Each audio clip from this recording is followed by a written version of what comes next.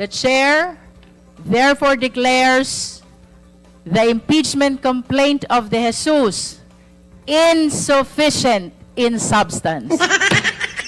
Anong masasabi mo sa pagbasura sa dalawang impeachment ng Addictus Benedictus? Grabe, no? Ang bilis ng aksyon nyo, ah. Ibang klase talaga. Kapag ang amo ng mga aso ang binabatikos. Pero higit sa lahat, alam naman nating ito ay isang sarsuela lang. Sarsuela, scripted, kwentong barbero na dapat iligtas ang amo. Gago! Hanep. Ang una, abogado ng First Lady. Pangalawa, ang makabayad. Alam naman natin, galit na galit sila sa mga pangulo. Pero ngayon, ibang klase.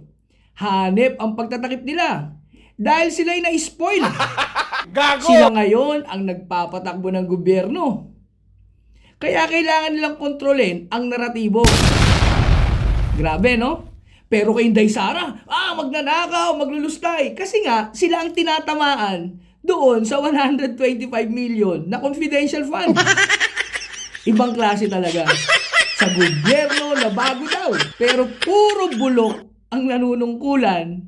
Mas masahol na estilo sa pagnanakaw, sa korupsyon at pagpapahirap sa taong bayan. Hanep, no? Dalawang impeachment, laglag. Hindi na kami nagugulat dyan. Dahil yung impeachment na yan ay inihanda nyo para magbigay daan sa impeachment ng pangalawang Pangulo. Yang sa Pangulo, walang kwenta yan. Palabas lang yan para kunwari merong negatibo o may kumokontra. Pero behind the back, alam natin na masayang masaya sila. Dahil laruan, puppet ang nasa palasyo.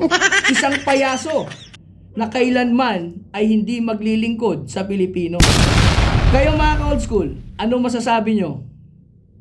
Ito ba ay naratibo, scripted, palabas, o ito raw ay totoo?